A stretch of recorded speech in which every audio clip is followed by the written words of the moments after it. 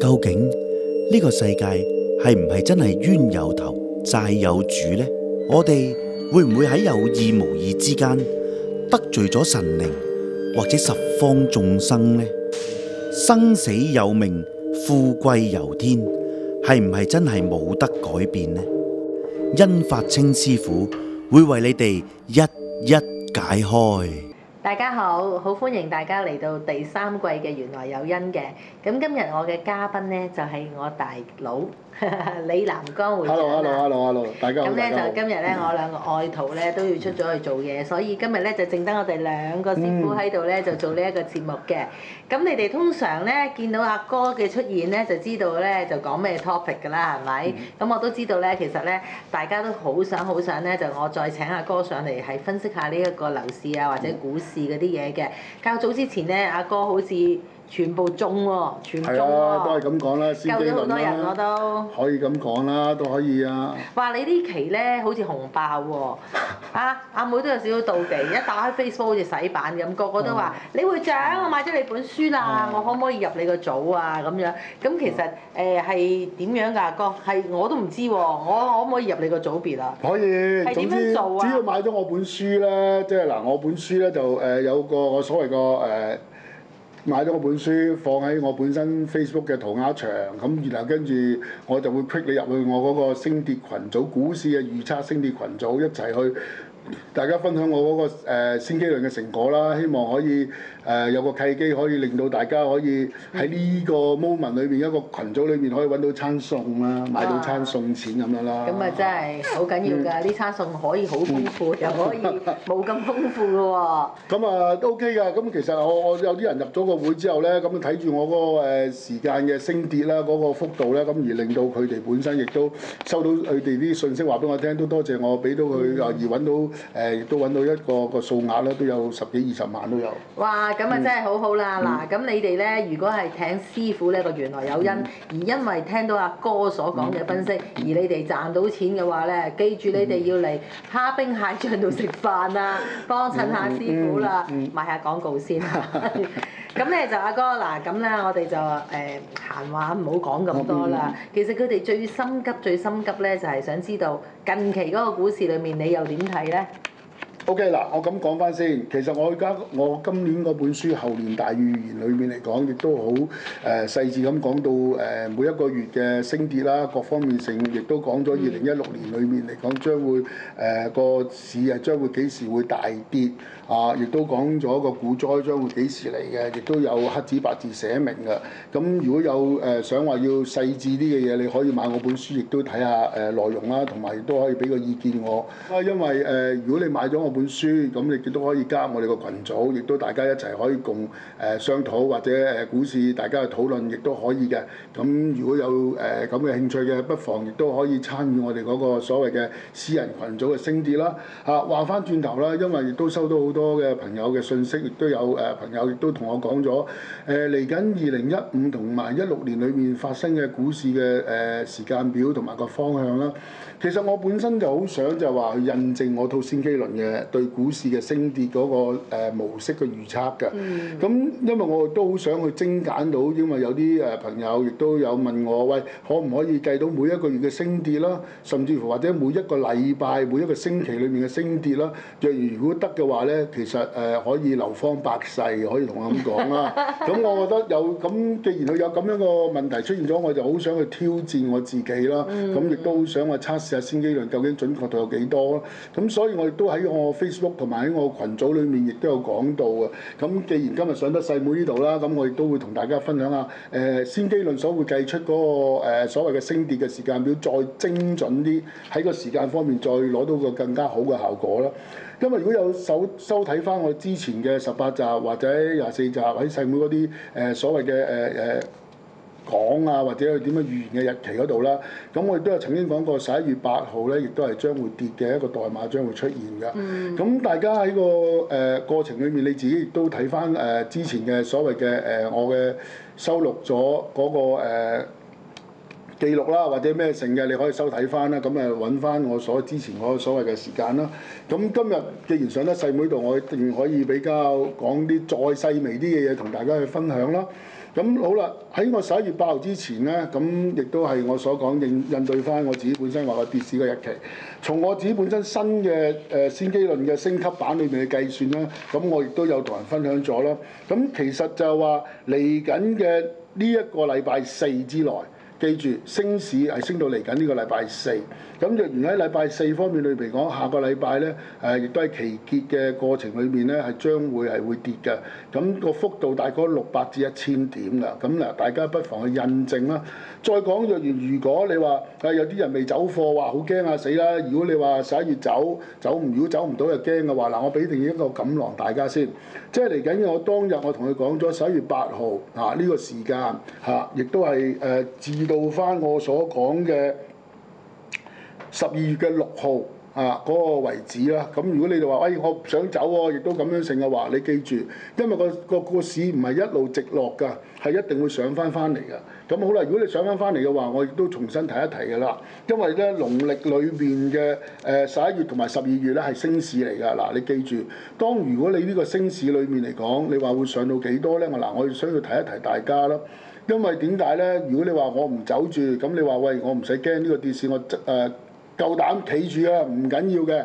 咁你話有佢跌又好，或者個心放長線去睇嘅話，你可以睇埋嚟緊嘅11月同埋12月嘅農曆啦。咁我預計個市係會上翻去㗎。咁再講，仲有一個問題就係話嚟緊2016年裏面嘅第一季，嗱，最後一個我哋所講嘅時間要走貨啦。我預計會上到係大概23800至24000度啦。咁嗱，呢個幅度你自己睇住個時間去走貨啦。嗱，你記住，我亦都咁講翻重新先。2016年嘅第一季個時間，嗱，你記住，大家要清楚知道先。如果唔係嘅話咧，我最驚有時啲時間你自己配合唔到，話走失咗你哋所謂嘅機遇啦。咁而係坐咗艇就麻煩啦。你記住，農曆嘅第一季裏面咧就係1月、2月、3月啦。咁個時間裏面就係2月4號。2016年嘅2月4號至到2016年嘅5月4號，喺呢幾個月時間之內，大家睇住個市，如果佢升到上某些位去到23800至24000度啦，嗱，你記住大家切記，必須一定要盡快走咗你個貨。如果唔係嘅話咧，喺我個先機論預測嘅過程裏面咧，就係睇到個市就將會大冧㗎啦。冧嘅幅度就係話，我係預計會見14000啊！咁你大家去思考下，同埋究竟我嘅先機論準唔準？大家亦都係拭目以待啦。哇！真係，我呢個係玄學台嚟喎，而家搞到好似經濟台咁喎，係咪？咁啊嗱，咁又咁講翻先，咁成件事就可以細妹，我哋就可以幫到有啲股民啊，或者某些嘢買咗股票嘅人咧，可以揾到個時間表，而俾佢走咗啲貨，而可以我哋所講嘅救人一命勝到7級浮屠。所以咧，嗱，其實師傅要同你哋澄清一樣嘢，其實阿李會長咧上到嚟講呢一啲股市咧，佢純粹我哋 buy 嘅，唔係 buy 佢嗰個分析，我哋 buy 嘅係佢個先機論。因為咧，如果係分析嘅話咧，就留翻俾經濟嗰啲學嗰啲分析家去分析啦。因為我哋只係純粹用術數去計出嚟啦。冇錯啦，其實我哋個重點咧就係阿哥嗰份先機論能夠可以預測到呢一啲股市或者一啲樓市方面嘅行蹤咁樣情況。再講啦，又咁講啦，亦都有朋友啦，就都問個樓市啦，即係關乎一個切身利益啊！好多人話買樓啊，幾時買啊？因為我 Facebook 啊，亦都好多人問我 Facebook 或者信息啊嗰啲。報紙話好似已經跌咗30%，啲二手樓已經開始割價。唔係，佢嗰度就澳門跌咗3成半，咁但係而家香港嗰度咧仲未進入氣咗，寒冬都未嚟。咁其實我成日講啦，因為由我所認識嘅術數啦，好多時就係話喺現實嘅時候。通常一般係股市行先嘅，股票一行咗之後咧，跟住就先到樓市嘅啫。咁如果你話個股災，如果真係2016將會出現嘅時候，真正嘅氣鬱就係到呢個樓市㗎啦。咁如果大方向如果真係出現咗嘅話咧，我想通知大家啦，香港你話即係澳門跌先，咁好啦。如果澳門跌咗嘅話，香港會唔會跌咧？嗱，喺先機論透出嚟嘅話，香港嘅樓市一定必冧㗎。咁冧嘅過程有幾多個幅度咧？我相信一定唔會少得過澳門咯。咁如果你話因為百業蕭條，香港好多人時候好多就係話我早前我亦都講咗香港嘅經濟將會一路下滑，有好多公司會執笠到倒閉嘅。咁大家咪拭目以待去睇咯。同我所早前嘅第18集啊細妹嗰個專訪裏邊，我都講得好清楚啊。咁亦都我亦都重新講翻啦，即係個經濟將會唔好啊，不如你話銷售啊、百貨啊或者某些嘢嘅行業啊，都係樣樣都一路咁即係話其實下滑。阿哥樓市，如果我哋香港嘅樓市應該係入冬開始可以考慮下，如果想上樓，即係上車嗰啲咧。嗱，如果上車，如果我都咁講啦，早前我都講過，專訪都講過，就係話2016，如果你真係想好急咁去買咧，就最好嘅適當嘅時機就係2016嘅第4季咯。咁如果你話問翻我早前我亦都有講過，我唔會話喂見到有某些嘢會改變，我唔會嘅，因為先機論我都係跟翻先機論透出嚟嘅代碼，而令到我去得出嘅答案。如果我本人要買嘅話咧，我一定會喺2017年嘅第1季咯。咁因為點解咧？因為乜嘢都見晒啦，到時股災又見，或者本身樓市又見，百業蕭條啊，各方面性。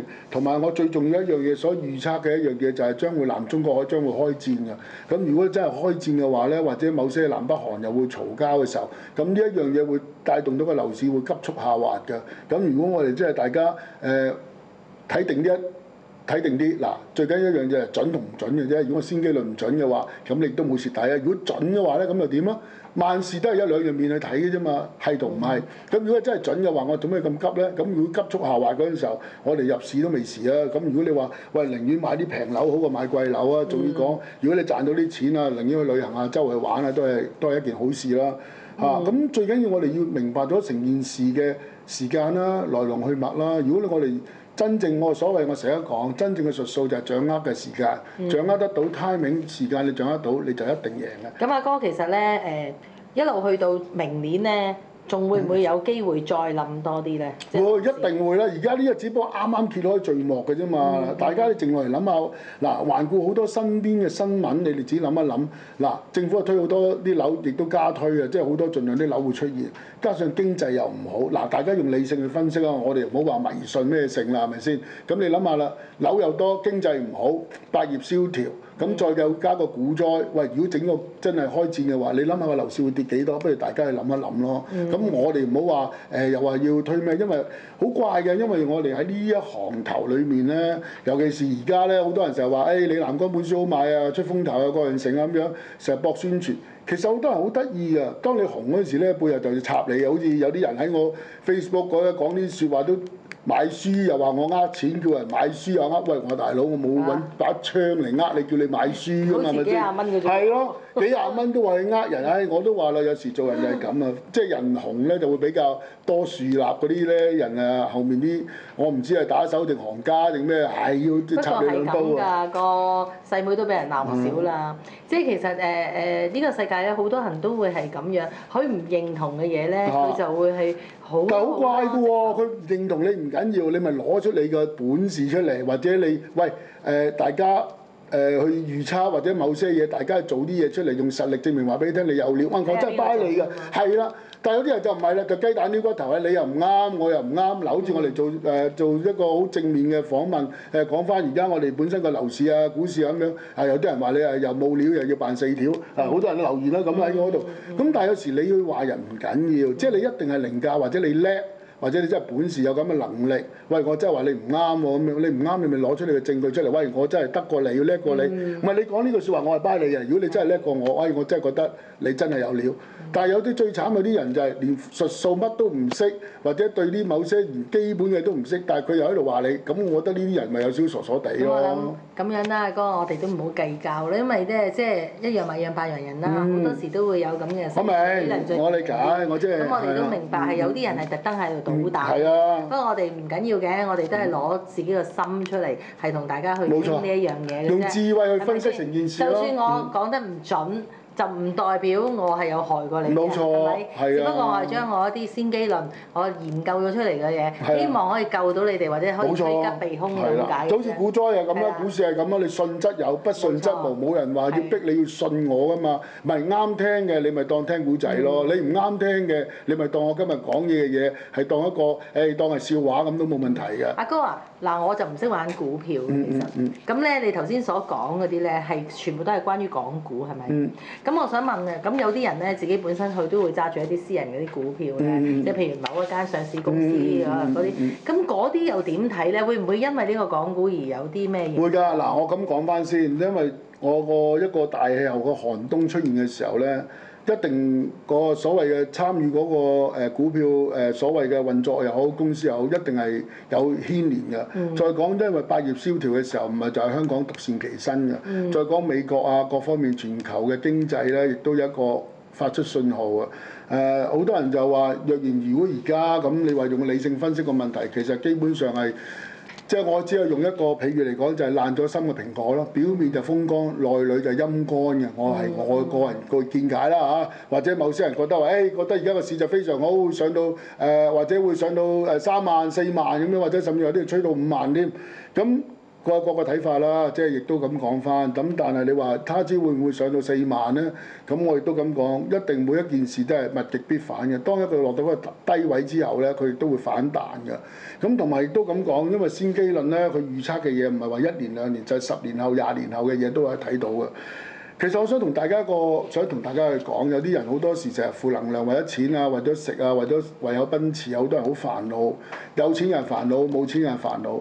其實我想帶一個問題出嚟，就先機論其實今日我想講一個問題就係大家唔好咁多嘢去煩，為自己去煩啦。每一日我見到好多啲市員嘅客嚟揾我啦，咁有啲為咗病啊、錢啊，或者工作事業啊等等。其實我所認識到嘅先機論計到一樣嘢，即係嗱，今日我當留下一個伏線啦。大家留意2026年啦，嚇2026年亦都係咁講翻。喺2026年裏邊嚟講，我亦都咁講同大家去分享我自己本身嘅一套説話。大家亦都要留意呢一年，呢一年係非常之唔好嘅。2026年大家真係，我寄望我所預言嘅嘢真係唔好發生。如果發生嘅話，我相信真係好大件事，係我人生裡面所出嘅代價係非常之厲害嘅。咁大家亦都唔好話今日我同大家所講一個信號出嚟啦，因為我真係唔希望呢日嘅日子同我所預計嘅發生。如果唔係嘅話，亦都想帶一個話題出嚟。既來之則安之，大家開開心心咁過。即係無奈你揾到呢個密碼。係呢個代碼係非常之唔好嘅，亦都我所講應對嘅所謂嘅瑪雅預言。我希望大家亦都為自己唔好為咁多煩惱而煩惱咯。自求多福。冇錯，應該自己要開心就開心啦。今日唔知聽日事嚇，總好過自己成日咁多又話煩呢樣煩嗰樣。總之開心就去做我自己應該做嘅嘢就 OK 啦。好啦，話説回頭。咁本身因為我本書亦都有好多嘢講啦，咁我陣間會講下我本書裏面嘅五色蜜蠟鏈啊。咁好多人就亦都我近排我 Facebook 裏面我亦都有講解過呢一樣嘢啦。咁我亦都好想分享下我嘅咦阿哥你咁快跳咗嘅，咁究竟嗰個係乜嘢嘅代碼至得㗎？你話唔好發生。嗱，我想今日咧，我明，因為2026年裏面嚟講，佢個代碼係我所講嘅非常強嘅代碼，係一個唔好嘅所謂嘅劫嚟㗎。咁如果係真係要同我所預言嘅嘢發生嘅話，咁呢一樣嘢我相信地球算係一個我所謂一個災劫咯。嚇，咁呢一樣嘢我只係想喺呢分鐘帶到呢一個問題為止，停一停。往後嘅有時間俾我再 check 清楚之後，我再會同大家分享。就咁樣咯。即係仲有11年。係啊，11年後嚇，所以大家亦都即係我都70㗎喎。咁啊，大家亦都去睇睇啦，因為我成日講地球不斷咁運行啦，每一樣嘢由我哋有地球開始有恐龍各樣性都好，每一次都有一個出現一個大災劫㗎。咁我亦都咁講，好多時坊間所講嘅瑪雅預言啊，各方面性。但係同我本身先機論所計嘅出嚟係有嘅，佢只不過日期裏邊嘅偏差嘅啫。咁往後嘅日子將會點樣嘅話，容後我亦都會分享我所講嘅先機論裏面為我哋自己點樣去趨吉避凶啦呢一樣嘢。因為而家仲未係一個我所講嘅肯定到個答案，所以我唔敢講話喺細妹呢度所去講係暗示咗先。等我再容後我會再去精準去 check 到好多嘢出嚟嘅時候，我就會再同大家去分享。咁阿哥你所講嘅蜜蠟係咪就好似你手頭上戴住嗰條咁樣？係啦，好靚喎！嗱咁啦，我咁講翻先。嗱，密納喺我個即係所認識嘅術數啊，咁每一個人嘅五行八字五行係一定有本身嘅金木水火土嘅旺啦、弱啦各方面成嘅。咁但係我從我所去實戰同埋去感覺，因為嗱術數係感覺到嘅，就唔係話我去噏啊，或者噏完一堆嘢出嚟咧，你哋自己就係聽古仔。真正嘅術數係感覺到嘅，即係唔係話喂你講乜我就信乜咁樣啊嚇。嗱，如果你最緊要我哋用個理性嘅思維去講。嗱，每一個人嘅八字一定係分五行嘅，五行裏有話分旺弱嘅，每一個五行裏面係代表你個八字裏面嘅代碼，個代碼究竟你係官運啦、事業運啦、財運啦、貴人運啦，甚至乎你嘅異性緣啦嚇，係每一樣嘢都係有分嘅。咁好啦，代之一樣嘢就係話我曾經叫經歷去參透同埋去實戰去感受啦嚇。咁但係正式嘅嘢咧，只係對你本身譬如有官非啦，或者你個病啦係有幫助嘅。嗱，呢一樣嘢我好肯定㗎啦。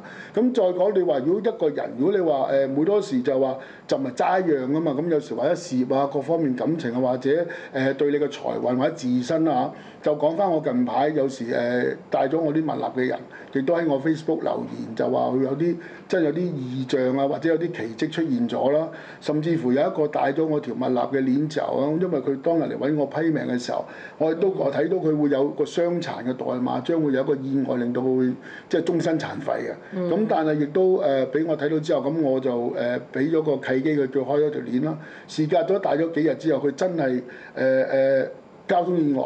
架車就非常之嚴重啊！咁但係佢本人就係絲毫無損啦。呢一樣我所講嘅叫奇蹟啦。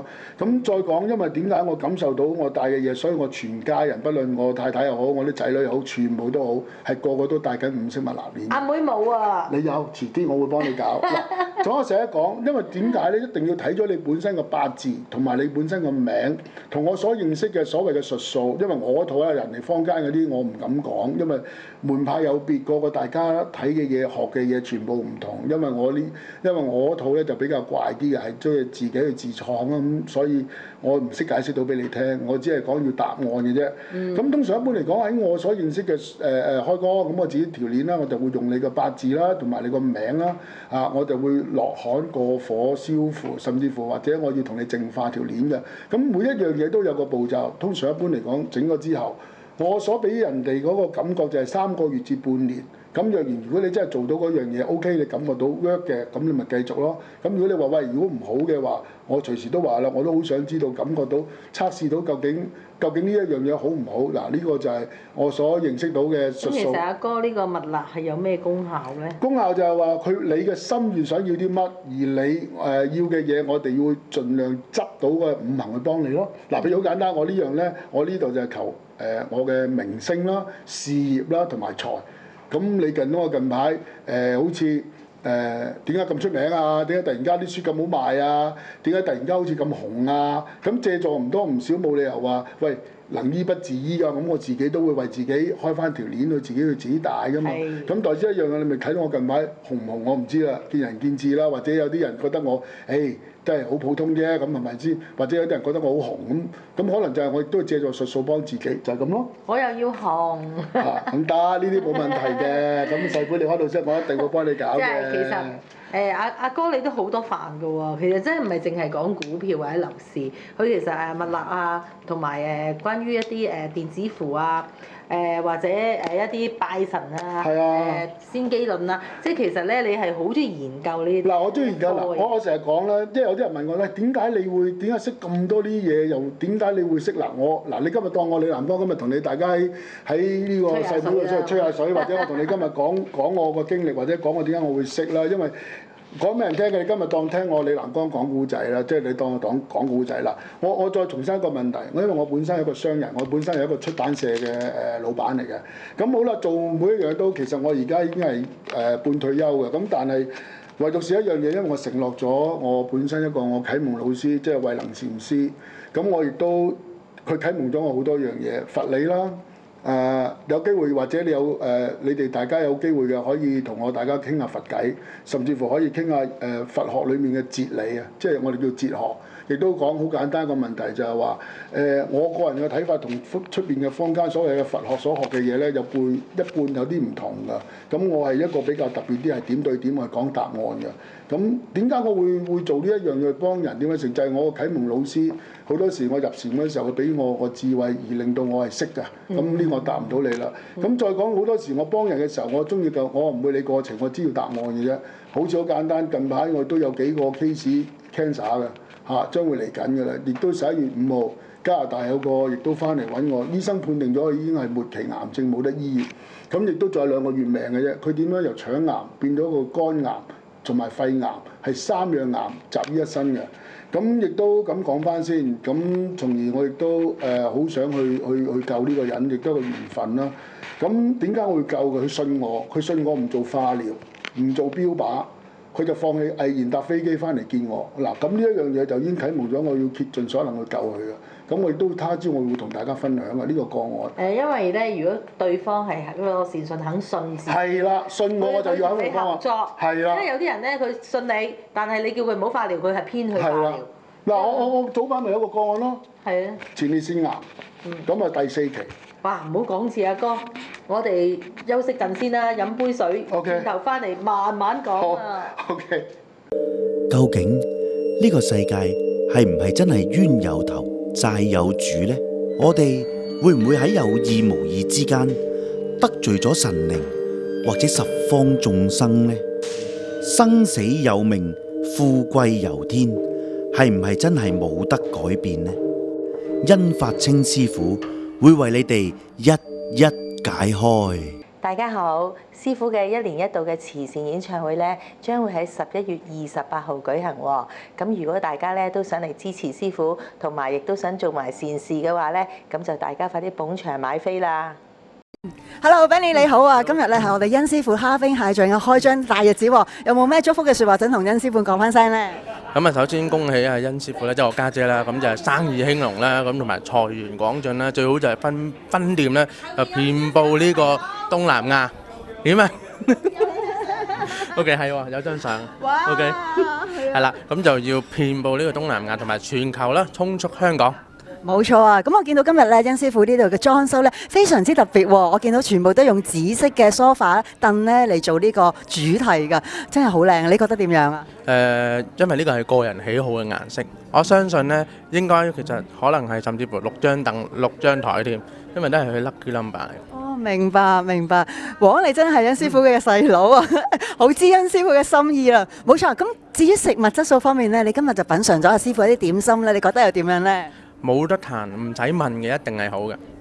好啊！我亦都頭先品嚐過一啲殷師傅嘅點心啦，炒粉飯麵咧非常之好，係冇油份嘅，絕對同出邊嘅食店比美咧係絕對一流。係一定啦，咁同埋我作為一個臥底食評咧，一定係好。冇錯，咁我哋不如再次祝福殷師傅生意興隆啦，好唔好啊？好，我哋1、2、3，生意興隆。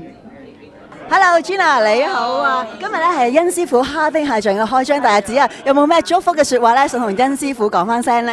咁我識咗殷師傅都差唔多1年時間啦，咁我覺得呢1年佢都即係幫過我，即係當我困難就幫過我嘅，咁所以佢咧我就即係都好崇拜佢嘅。咁今次佢開張啦，咁我希望生意興隆啦，大家多啲嚟食飯，同埋啲飯真係好食嘅。好啊！咁你覺得呢一度嘅裝修咧靚唔靚啊？我中意，因為我自己都中意紫色啊，嗰啲浪漫啲，同埋呢度好骨子啊。係啊，我自己都好中意紫色，同埋嚟到咧覺得好舒服啊。係好乾淨，好舒服。但係食物咧，食物覺得好唔好咧？頭先我食啊，好好食啊，因為佢但係今日朝頭早啦，所以未開胃。但係咧，我已經係未試過朝頭早食咁多嘢。哇！第一次真係，因為好好食嗰啲嘢，好有水準，好有水準。而我哋都係品嚐過咧殷師傅一啲點心啦，同埋炒粉麵喎，同出邊嘅食店咧真係與眾不同嘅。咁我都好期待啦，我哋各位觀眾朋友亦都可以第一時間嚟到殷師傅呢個蝦兵蟹將嚟幫襯下咯喎。係啊，希望大家多多支持。好，希望大家多多支持。好啊，好啊，好啊。好啊！真係好你我，有師傅啦，有契女啦，咁佢咧真係好做乜嘢都好精微嘅打算得，所有嘅食物咧係好特別、好特別嘅，係我第一次覺得咁好嘅啫。所謂蝦兵蟹將咧，佢個名咧改得好好啊，嗰啲蟹將又靚到不得了，嗰啲蝦咧又好靚嘅，佢樣樣都係好特別，同埋佢啲料咧係好新鮮上乘嘅，同埋佢揾嗰啲花膠咧，佢要揾到好靚嘅，咁冇人咁捨得噶嘛，咁但係我阿甄師傅咧就真係好捨得，所以你哋俾啲心機嚟蝦兵蟹將。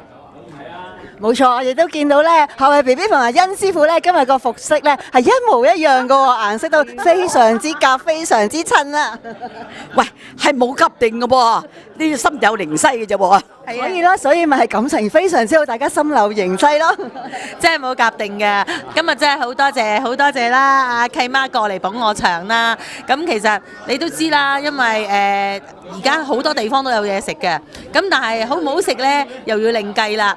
咁所以呢，我其實係想有一笪地方好優雅嘅地方，俾我啲好朋友可以食一啲好嘅嘢。咁所以我係不惜工本。最緊要大家覺得係好，希望你哋多啲光臨。係一定啊，一定啊！你地方又舒適喎，係啊，入到嚟真係個人啊，好精神嘅，食嘢都好開胃嘅。多謝喎，冇錯，金牌司儀 Ada 姐姐啊，多謝晒！我頭先都品嚐過咧，甄師傅嘅點心啦，同埋一啲炒粉飯麵就非常之好啊，同出邊嘅食店咧係與眾不同㗎。咁希望大家啦，各位觀眾朋友，亦都要有時間嚟幫襯我哋甄師傅嘅蝦兵蟹將，你千祈唔會有走寶㗎。多謝多謝。OK，係 Roland 你好啊！今日咧係甄師傅蝦兵蟹將嘅開幕大日子喎，有冇咩恭喜嘅説話想同甄師傅講翻聲呢？恭祝師傅所有嘢都係緣來有因，所以咧而家祝你生意興隆啊！分店多到咧全港九，梗有一間喺大家屋企附近嘅，恭喜恭喜！哇，非常之好嘅祝福語啊！好啊，Roland啊，我又想問下啦，今日咧呢一度環境咧，你覺得點樣啊？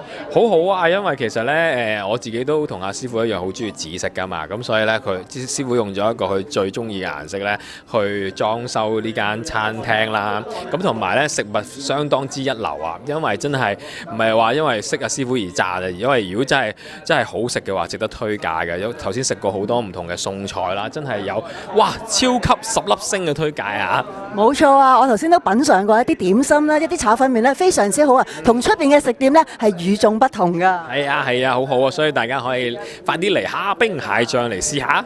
冇錯啦，好期待你哋嘅光臨啊！耶！ Hello， 堂哥你好啊！我哋今日咧就係蝦兵蟹將嘅開張大日子啦，有冇啲恭喜嘅説話咧，同我哋阿甄師傅蝦兵蟹將講翻聲先？祝佢大展宏圖啦，客似雲來啦，日日都咁好生意。冇錯啊！咁你覺得呢度嘅地方咧環境點樣啊？唔錯嘅地方，唔錯，啲嘢好好食嘅真係。係啊，啲嘢都好好食，我頭先都冇錯，我頭先都品嚐過啊，入邊啲點心啦，或者係啲炒粉飯麵咧，非常之好啊！係啊，我哋嚟幫襯啦，一定要。好啊，咁希望大家咧可以多啲嚟幫襯啦，多謝晒堂哥。究竟呢個世界係唔係真係冤有頭債有主呢？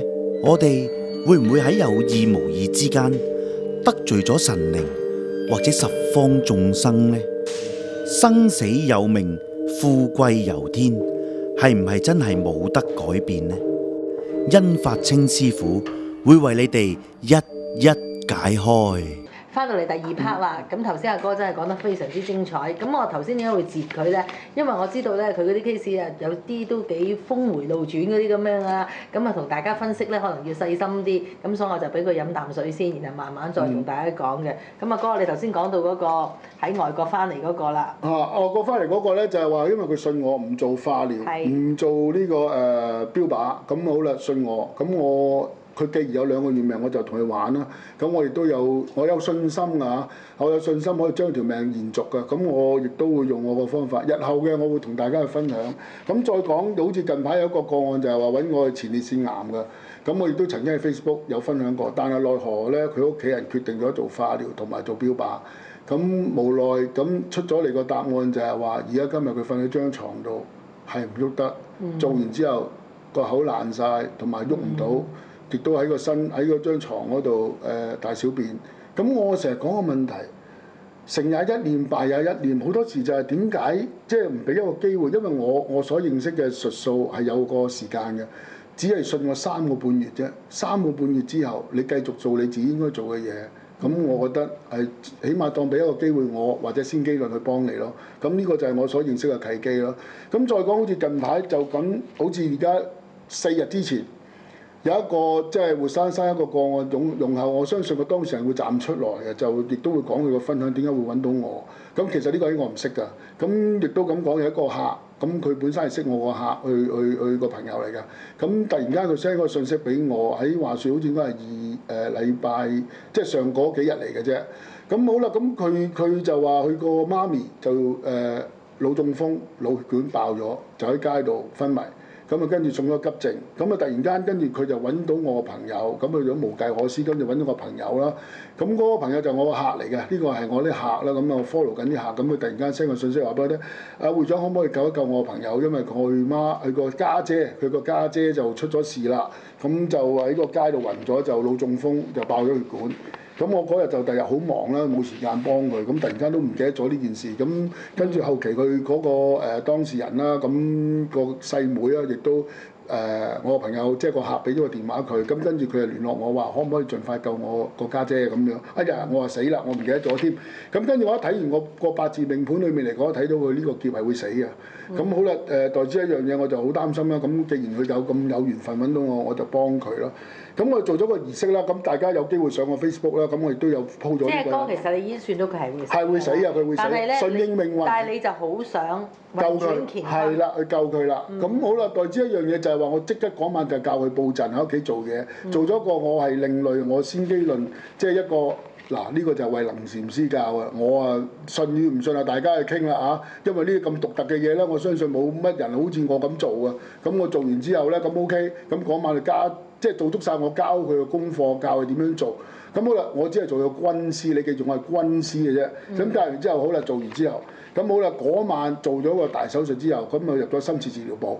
咁啊跟住好啦，到第二日佢傳咗個信息俾我，就話姑娘同個醫生都講，就話佢阿家姐個呢個腦中風喺個腦裏面流咁多血。冇可能會咁快可以醒得到，就係一個奇蹟。嗱，呢個係佢係唔係我講啊？係佢 send 信息過嚟話俾我聽係一個奇蹟嚟嘅。咁呢一個奇蹟嘅延續咗之後咧，由第3日之後，佢由嗰個深切治療部已經調咗出嚟，轉咗去加護病房。咁而家一路咁去康復緊啦。咁阿哥，我想知道其實咧，我哋好多時都會話有好多嘢叫順天認命啦。咁點解你可以用乜嘢嘅方法去點樣？嗱，順天命嘅人咧，其實我成日講個問題，坊間嘅人好多人根本唔知自己嘅劇本。嗱，個劇本裏邊咧，我成日講啲人好怪嘅，點解會成日唔睇啊？或者揾下啲人批下自己個劇本，因為個劇本好定壞，你有權選擇㗎嘛。但係啲人就好驚，哎呀批咗唔好嘅嘢，跟住又費事啊，又話迷信啊嗰啲食。其實點可以講到迷信咧？真係好得意啊！人哋話迷信批命迷信。咁人哋叫你做啲乜啫？叫你種生機咩？叫你做咩？你當聽古仔有乜問題咧？咁如果你話聽咗之後，咁你做唔做你自己決定啊嘛？唔係，我哋就比較好奇一樣嘢。嗱，譬如好似我哋發科，如果我哋要救人，我哋都會即刻去見到個當事人，我哋會為佢做咗一啲嘢，或者帶佢嚟做一場法事，咁樣先可以令到佢運轉乾坤啦。咁其實阿哥你又亦都唔係發科，咁你就用你嘅乜嘢嘅方法可以令到呢個人咁大轉變？用我先機論裏邊所謂嘅契機。嗱，每一個人咧就知命同唔知命嘅分別。當如果你揾到嗱，好多時往往好多人就係撞到啲高人，啲高人可以為你可以扭轉命運。所謂嘅亦都咁講翻嗰個問題喺邊度，所以喺邊度而跌，邊度而起，咁你就可以改變你自己嘅命運咯。咁但係好多時有幾多人識咧？但我夠膽講，寥寥可數咯。但係你話可唔可以揾到一個所謂嘅契機，而令到你可以揾到一個高人去教你點樣做？嗱，細妹，嗱我而家俾啲相你睇，睇完之後咧，你就會覺得啊，點解會咁得意嘅？即係你擺啲嘢又會咁過癮嘅？嗱，呢個就係我所講嘅認識嘅所謂真正嘅術數啦。啊，咁嗱，好簡單，調翻轉個問題，嗱，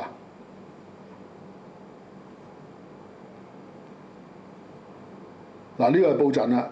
嗱，呢個就係咁啊，瞓喺度啊！嗱，每一個人都有人嘅氣啊，個氣場裏邊最緊要喺邊度跌低，邊度救佢。嗱，喺個過程裏面，我救過好多個起死回生㗎啦，亦都有啲喺個BB 女啦，曾經有啲就係話身體有啲所謂嘅即係仲要講過有啲菌啦，已經係用咗好多抗生素。即係其實係攞嗰個善信嗰個衫褲。係啦。擺喺張床度。係啦。咁啊仲有加埋符啦，加即係埋所有佢自己屋俾嘅嘢。企嚟嘅。當然啦，冇錯，一定喺屋企係嘅。叫佢擺啊，定係你幫佢擺？我教佢擺，唔使我做嘅。我哋做軍師嘅，即係記住，我李南光係軍師嚟嘅啫，我係唔會幫你做嘅，因為做每一樣嘢都好，其實最緊要就係親人。親人直屬親人係同佢本身有我哋所講嘅 DNA。每一個人嘅八字裏面有個 DNA 有穿通到嘅，咁如果你穿通到嘅話咧，而你識點樣佈陣嘅話咧，咁其實每一樣嘢都好，你係感覺到由你做完之後到最終嘅答案究竟得同唔得啦。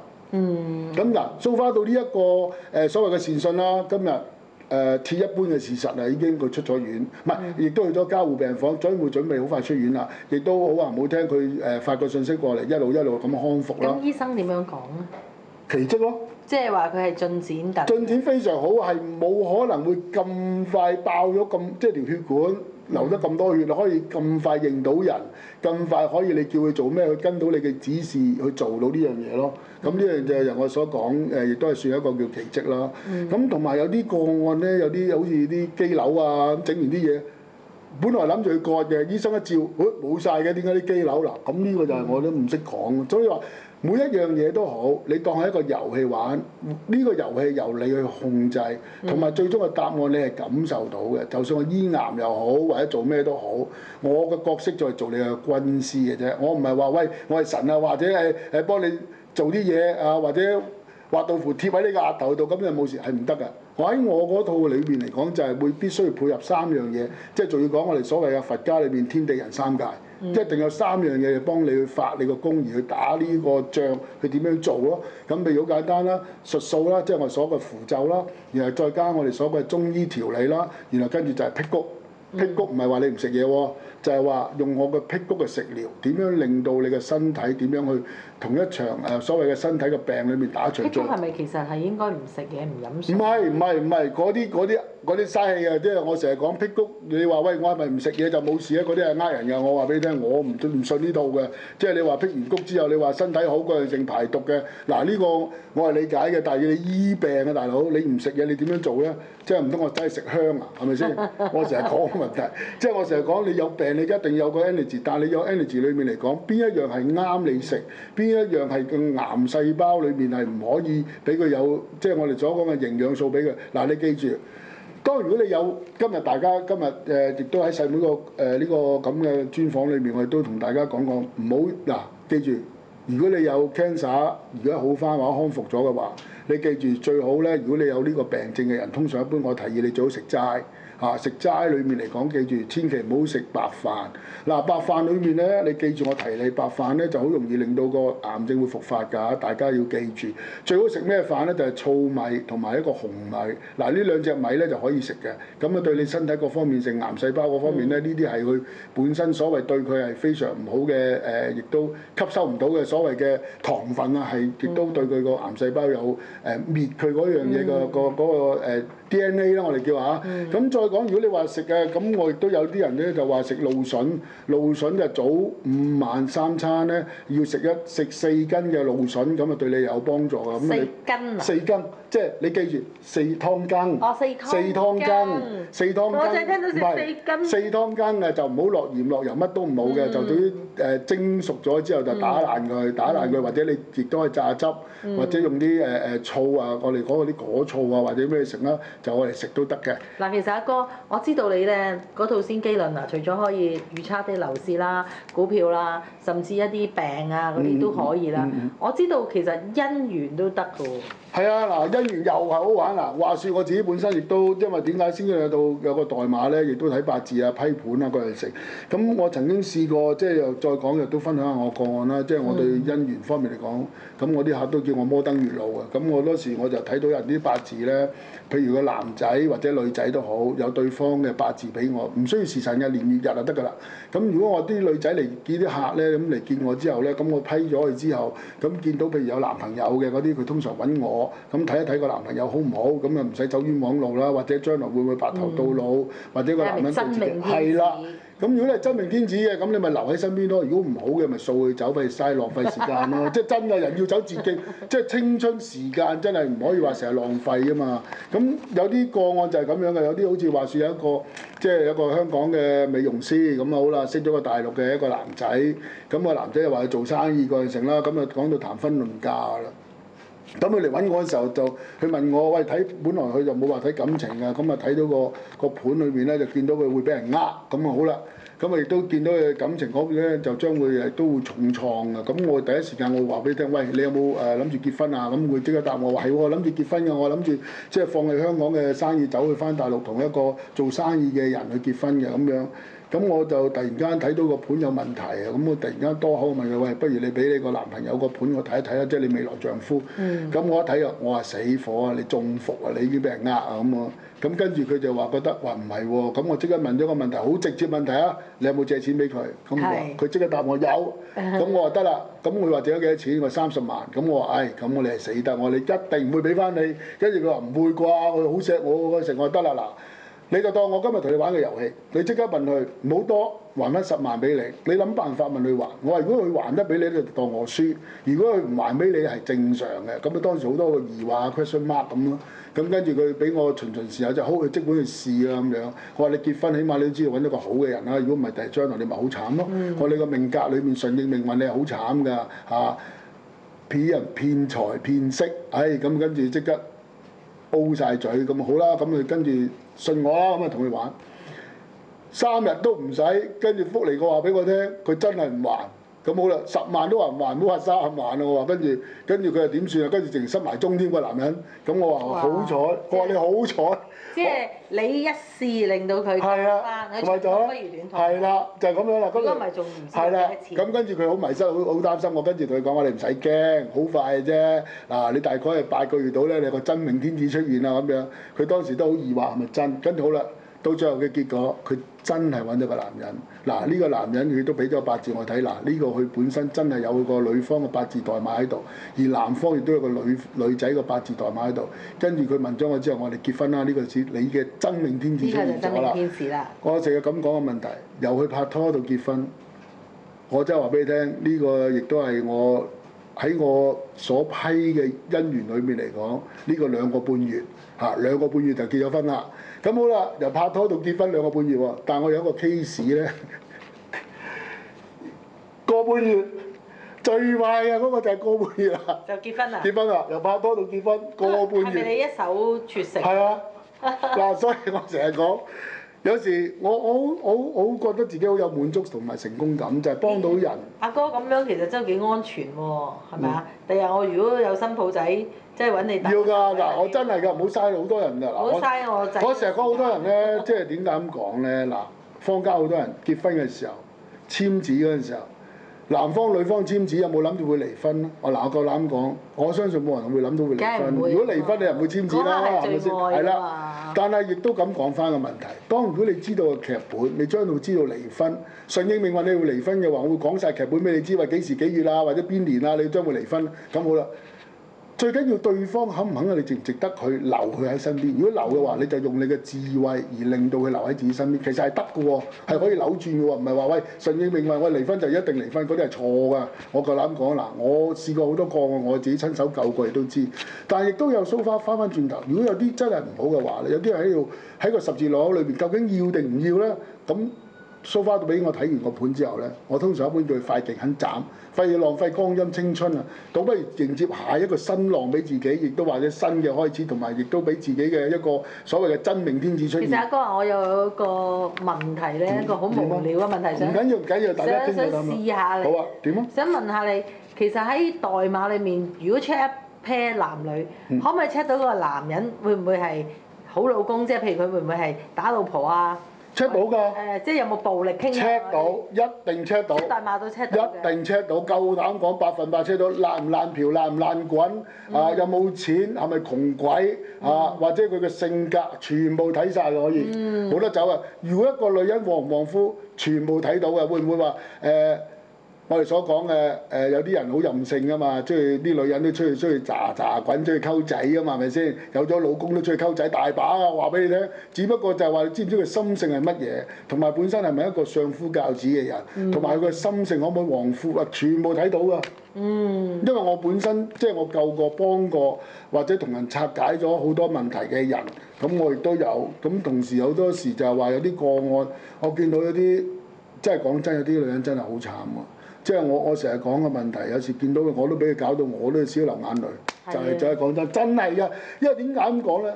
嗰個女人就係有病、癌症，仔唔聽話，老公唔理，大家都係一個知識分子，但係亦都咁講，見到一個命格裏面嚟講，真係咁咩嘅話，好多時人哋佢成日覺得好多人話佢唔信佢，即係講到自己咁慘，但係我真係感受到佢係有呢個問題，同埋睇完個盤之後。但係毅然，我會真係一度會幫佢咯，即係好多時為佢解決個煩惱嗰樣事，我係無私奉獻嘅，因為點解？因為我係承諾咗我個啟蒙老師要普度眾生。咁其實咁阿哥，你有冇覺得呢啲係同因果有關呢？嗱，因果我係信嘅，但係有時知劇本嘅其實可以扭轉嘅，好似而家有兩個啲仔啊咁，我都會教佢點樣去扭轉啦，同埋個老公啦。其實有啲術數裡面咧係可以幫到啲人嘅，譬如啲脾氣衰格咧，咁我哋用啲術數撳佢啲性格啦。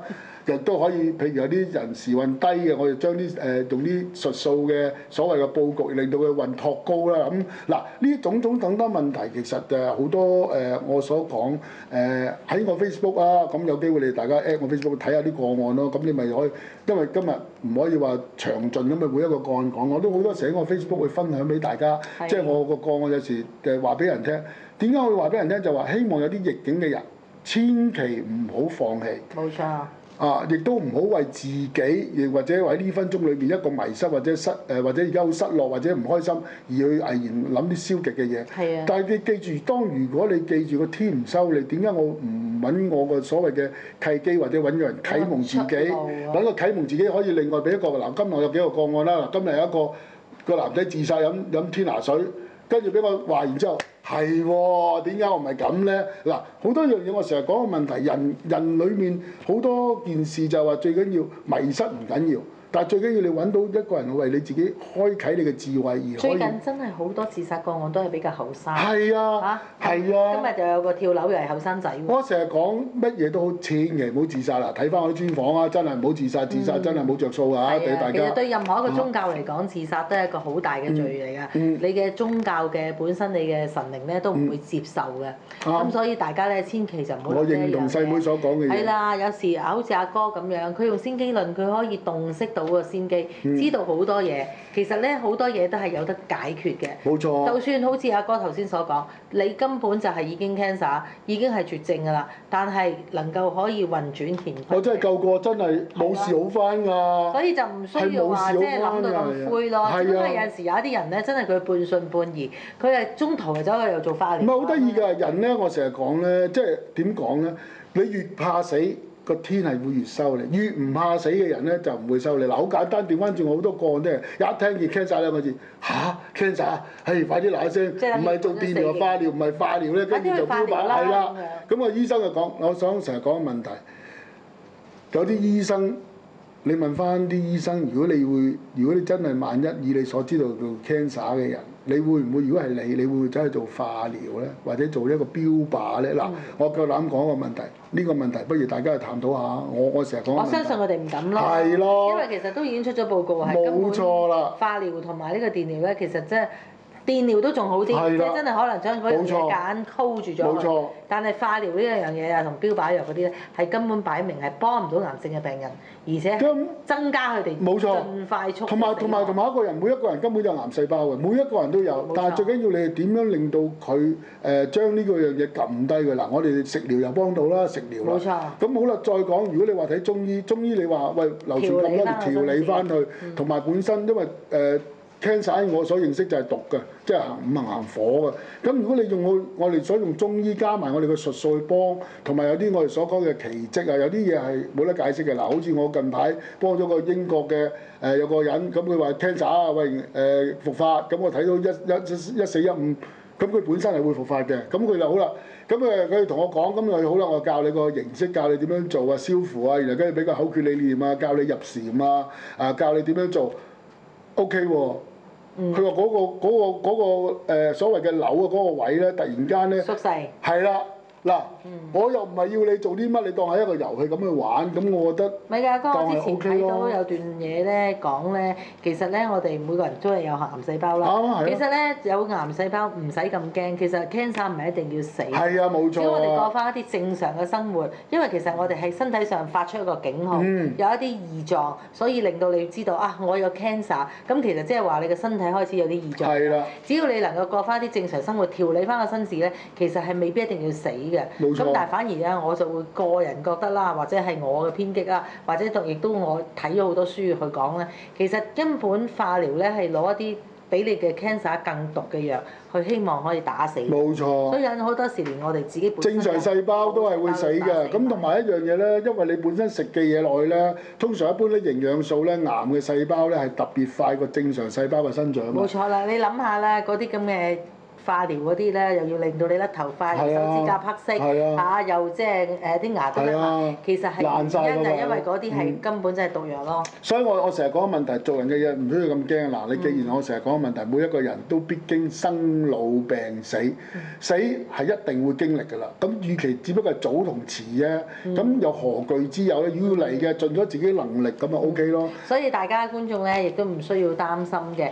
我咧亦都會應承你哋咧，每一個月我都會請阿哥上嚟做一次節目，用佢嘅先機論去提醒大家趨吉避凶嘅。OK 嘅，呢個冇乜問題。同埋每一次咧，我都叫阿哥上親嚟咧，嗰個時間都過得好快，因為阿哥好多嘢講啊，因為佢太多嘢可以同你哋分享啦。咁變咗咧，就啲時間就過得非常之快。咁又一集啦。咁我咧就應承你哋，我下一個月咧，我又會揾阿哥上嚟同你哋最 update 你哋嘅樓市啦、股市啦，同埋一啲先機論嘅，譬如一啲個案咧，同大家分享嘅。咁今日好多謝阿哥嚇，咁咧我哋就下一個星期再見，原來有因。OK，拜拜。